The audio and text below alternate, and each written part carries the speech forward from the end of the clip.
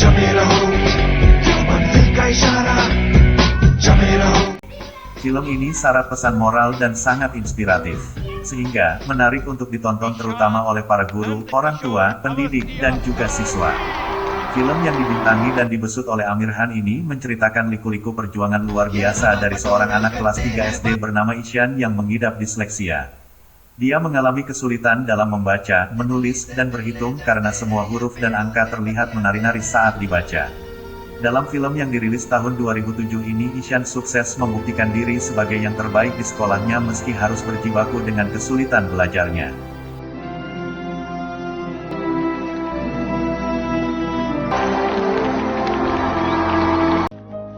Awal kisah film ini, Ishan tengah asyik dengan dunianya sendiri. Seakan tak peduli dengan keadaan di sekelilingnya, anak yang dianggap bandel ini memang suka bertingkah semaunya. Ishan sungguh kontras dengan kakaknya sendiri, bernama Johan. Jika kakaknya selalu berperilaku baik, disiplin, taat, rajin, dan paling pintar di kelasnya, Ishan justru sebaliknya. Dia bertingkah suka menentang, membandel, nakal, bermalas-malasan, dan selalu jeblok prestasinya. Manakala ditanya ibunya tentang pelajaran di sekolah, Ishan justru menghindar dan kabur keluar rumah dengan pakaian seragam sekolahnya.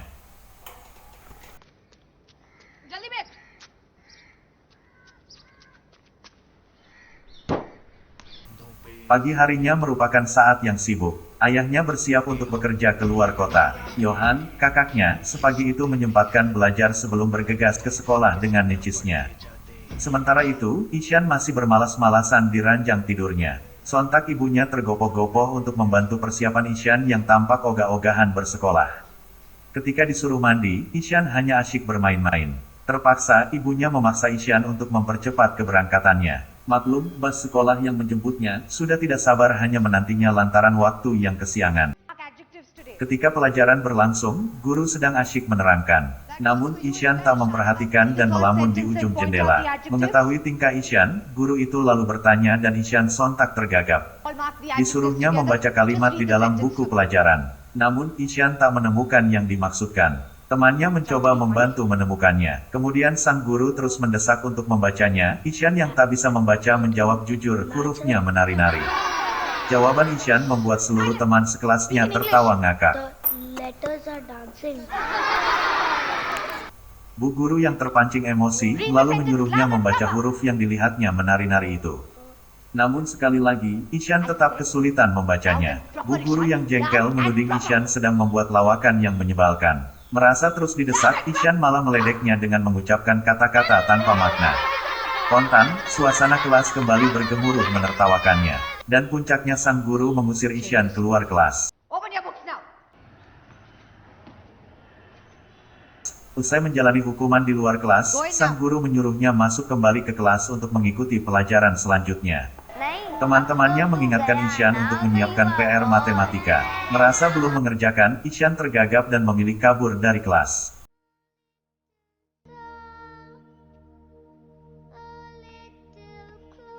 Hari itu Ishan membolos dan berjalan tak tentu arah. Tak peduli meski harus menerobos padatnya arus kendaraan sendirian.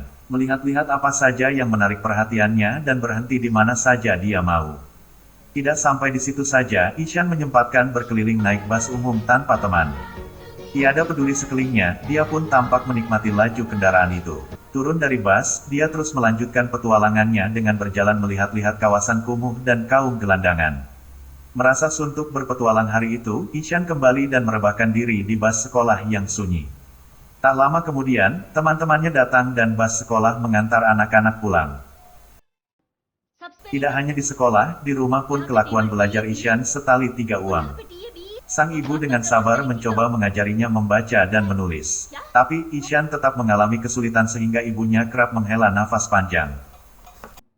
Malam itu, Ishan susah tidur. Dibangunkannya kakaknya. Dia bercerita saat pelajaran matematika telah membolos keluar sekolah lantaran belum mengerjakan PR. Kakaknya spontan terhenyak dan marah. Adiknya, disebutnya sebagai idiot. Ishan yang bandel malah mendesak kakaknya untuk membuatkan keterangan absen palsu agar terhindar dari hukuman guru matematika untuk pertemuan esoknya. Memang benar, Ishan selamat dari amarah gurunya dengan adanya absen palsu buatan kakaknya itu. Namun, ketika mengerjakan ujian matematika, Ishan benar-benar menemui kesulitan besar. Untuk menemukan jawaban soal matematika, Ishan memiliki cara yang aneh. Sebab angka-angka dalam ujian dilihatnya seperti menari-nari. Dalam ujian, Ishan hanya tertarik pada satu soal 3 kali 9. Lalu melalui imajinasinya, Ishan memilih angka 3 sebagai jawaban soal 3 kali 9. Pada suatu malam, saat ayahnya pulang dari luar kota, secara tak sengaja ditemukan surat yang menyatakan Ishan tidak masuk sekolah sehari. Ayahnya penasaran dan mendesak Ishan. Terpaksa, dia mengaku telah membolos pada hari saat pelajaran matematika itu. Ayahnya berang tak alang kepalang mengetahui Ishan pergi jalan-jalan sendirian.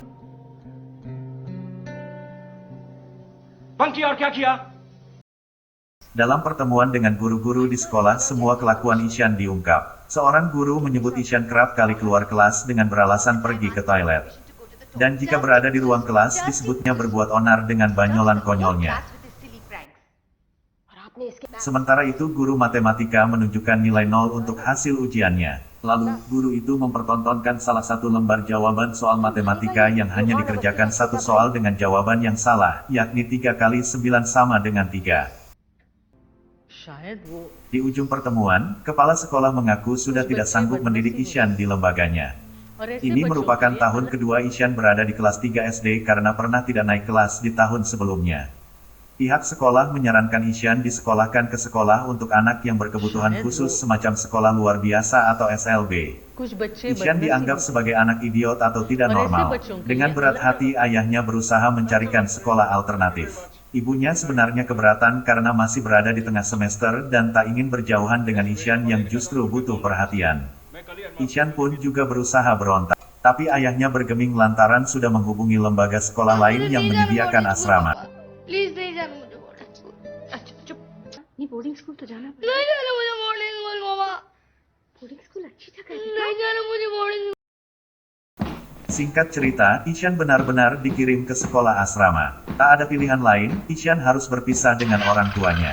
Isak tangis ibunya mengiringi perpisahan di sekolah asrama kala itu.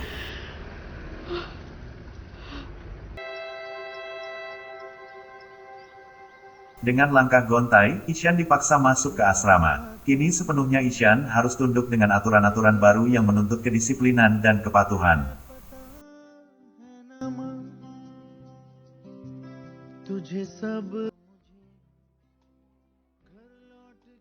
Di malam pertama di asrama, Ishan hanya bisa tercenung dengan berurai air mata kepedihan. Sementara teman-teman seasrama yang sudah beradaptasi makan dengan riangnya, Ishan tak berselera makan meski hanya sesuap makanan.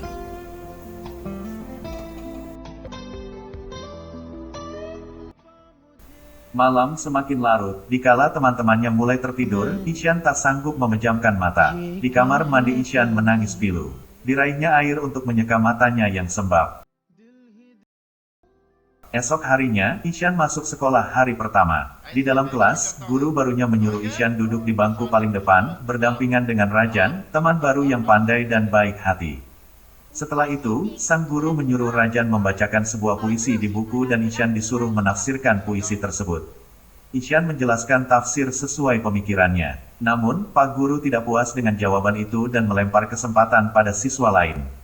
Ishan hanya bisa tertunduk, tapi Rajan berusaha membesarkan hatinya. Rajan berkata, jawabanmu benar dan lainnya hanya menjawab dengan berbelit-belit. Pak Guru suka yang demikian dan kita disuruh menirukannya seperti burung beo. Tiwari sir वैसे ही याद करके सुनाना पड़ता है। तुम साल के बीच में कैसे आ गए? Rajan memang anak pintar. Dia anak seorang manajer yang tinggal di perumahan dan tidak tinggal di asrama. Siapa yang bilang sekolah ke sini sebagai hukuman? Ujar Rajan menyanggah curhatan Ishan. मतलब बोर्डिंग में पनिश करने को। Selanjutnya, Ishan mengikuti pelajaran seni. Ketika guru menerangkan di papan, Ishan lagi-lagi melamun lewat jendela, mengamati induk burung liar yang sedang memberi makan anak-anaknya. Mengetahui Ishan melamun, guru seni itu marah. Diambilnya sebuah kapur tulis dan dilempar tepat mengenai jidatnya. Ishan pun kaget dan jadi bahan tertawaan. Sebagai hukuman, Ishan disuruh ke depan kelas. Sang guru memperingatkan keras, jika lain kali tidak memperhatikan pelajaran lagi, jari tangan satunya akan dipukul. Demikianlah, pelajaran demi pelajaran diikuti dengan susah payah. Huruf-huruf dan angka-angka di papan tulis atau di buku, di mata Ishan tampak terus menari-nari, dan berpindah acak sehingga sulit dibaca dan dipahami. Ishan makin sedih, terbayang di matanya guru-guru yang marah padanya, teman-temannya yang menertawakannya, dan semua pelajaran yang menyebalkan. Dia tumpahkan kekesalannya di kamar asrama. Ketika keluarganya menjenguk, bukannya membuatnya senang. Tapi Ishan yang justru berlari sekuat tenaganya mengelilingi lapangan tanpa henti.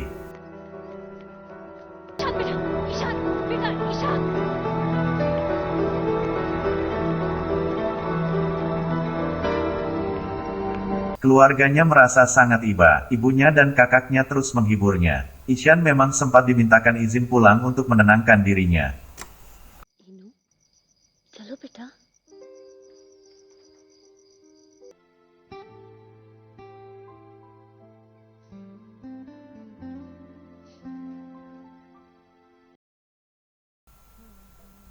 Begitu kembali ke sekolah, hati Ishan tetap saja terasa hampa. Hari itu, Ishan terlihat melamun di pagar lantai atas. Rojan datang dan mengajaknya masuk kelas. Dikabarkan guru seni yang lama berpergian dan akan digantikan guru baru untuk sementara waktu.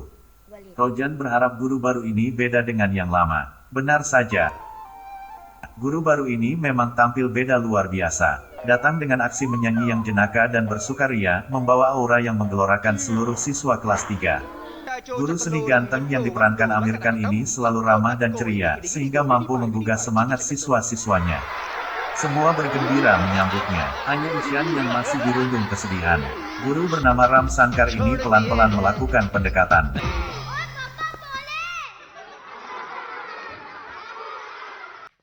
Draw करो, पेंट करो, जो जी में आए करो. Untuk memotivasi siswa, Guru Ram sengaja menceritakan kisah-kisah inspiratif.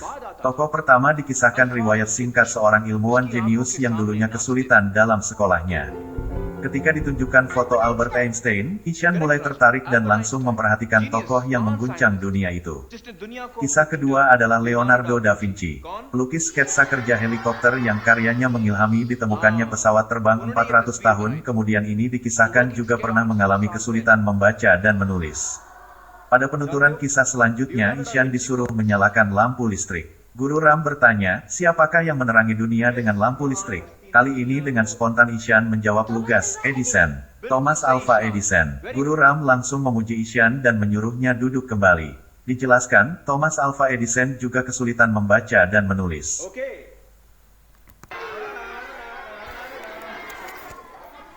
और भी हैं असली नमूने.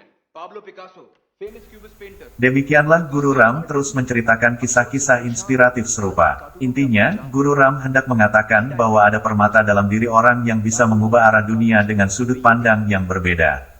Cara berpikir mereka unik dan sulit dipahami oleh orang lain. Mereka banyak ditentang, namun muncul sebagai pemenang dan membuat dunia tercengang. Mendengar penjelasan Guru Ram, Ishan semakin tergugah hatinya.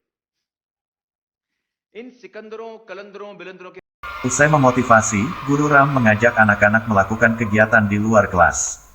Ada kejadian yang menyentuh hati Ishan. Manakala semua siswa sudah bergerak menuju kolam, Guru Ram berkata pada Ishan bahwa Guru Ram mengaku juga sebagai penderita disleksia, seperti tokoh-tokoh yang disebutkan tersebut. वो नाम है राम शंकर Nikum.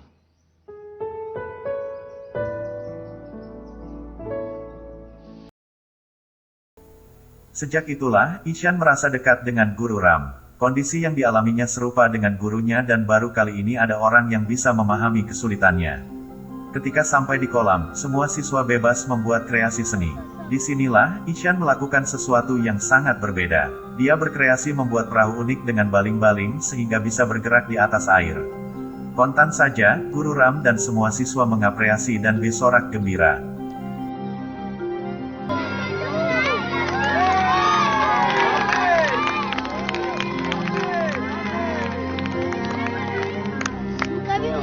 Guru Ram bertekad membantu Ishan. Langkah pertama, diyakinkan orang tuanya bahwa Ishan menderita kelainan belajar disleksia. Mereka mendengarkan pemaparannya, namun belum sepenuhnya memahami. Langkah kedua, Guru Ram meyakinkan kepala sekolah. Dikatakan Ishan sebenarnya punya kecerdasan di atas rata-rata, sehingga dia berhak berada di sekolah umum dan hanya perlu sedikit bimbingan khusus untuk membantu mengatasi kesulitannya. Berkat lobby itu, akhirnya kepala sekolah mengizinkannya. Demikianlah, Guru Ram mulai menjalankan rencananya. Mula-mula Ishan dengan sabar diajari cara membuat dan merangkai huruf. Lalu, diajari bagaimana cara membaca. Untuk memahami angka-angka, Ishan dilatih dengan cara khusus dengan melompat pada anak tangga berisi angka-angka. Kemudian, dipraktekkan dalam tulisan di papan dan di atas kertas. Begitulah, pelajaran khusus ini terus berkembang sesuai harapan Guru Ram. Babak baru kehidupan Ishan mulai terhampar. Semangat belajar dan semangat hidupnya mulai merekah. Belum pernah Ishan sebegitu bergairah untuk bersekolah. Langkah ketiga, Guru Ram berinisiatif menggelar lomba melukis yang diikuti para guru dan siswa di sekolah itu. Pagi-pagi sekali di hari perlombaan itu, saat teman-temannya masih berselimut, Ishan telah berdandan necis dan diam-diam pergi melangkahkan kaki mencari inspirasi. Masih agak remang-remang, Ishan sudah berada di hamparan bukit menghijau sendirian.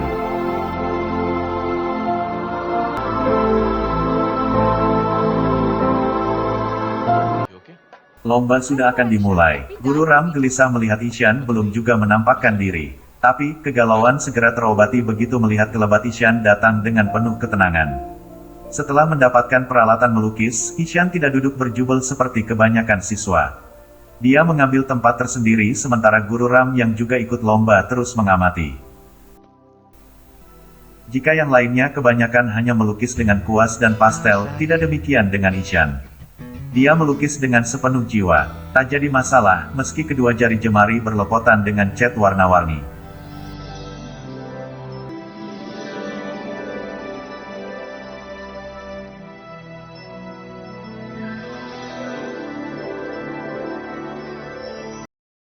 Sebagian anak yang sudah menyerahkan hasil lukisan berbuat iseng. Mereka mengintip hasil karya guru-guru mereka. Ada hal lucu, mereka tertawa bersama. Suasana pun jadi penuh canda tawa dan kegembiraan. Akan tetapi Ishan memang berbeda dari mereka. Dia justru makin larut dalam imajinasi melukisnya. Fokus dalam berkarya. Baru setelah usai melukis, hasil lukisan langsung diserahkan pada Guru Ram. Guru Ram mengamati lukisan itu dengan penuh kekaguman.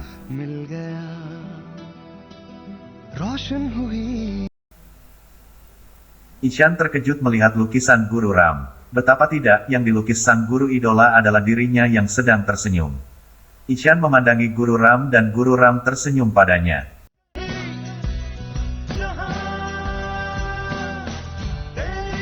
Saatnya pada puncak perhelatan lomba yang diikuti ratusan peserta itu. Kepala sekolah memberi pengumuman siapa pemenangnya. Ada 2 nominasi terbaik. Salah satunya adalah karya Guru Ram. Pemenang lukisan akan mendapatkan kehormatan dijadikan sampul majalah tahunan sekolah. Maka, dari 2 nominasi itu, diputuskanlah pemenangnya. Dan, Ishan yang pandai melukis pun terpilih sebagai juaranya.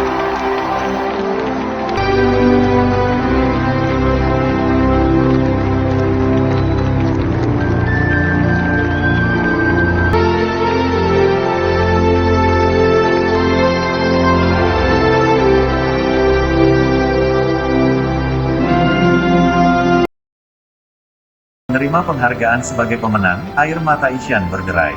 Secara spontan, Ishan berlari dan memeluk Guru Ram. Kemenangan itu tak lepas buah dari peran krusial sang guru pengganti yang telah mengubah segalanya dan menjadi pahlawan hidupnya. Ishan dan Guru Ram tenggelam dalam keharuan. Sebagian ada yang ikut meneteskan air mata. Tepuk tangan pun membahana dan suara riuh menyambut kemenangan Ishan. Anak kelas 3 SD yang dulunya dianggap bandel dan penentang, kini mampu membuktikan diri sebagai pemenang. Anak yang dianggap idiot ternyata anak yang jenius sesungguhnya. Dalam diri Ishan benar-benar tersimpan sebuah permata yang nyata.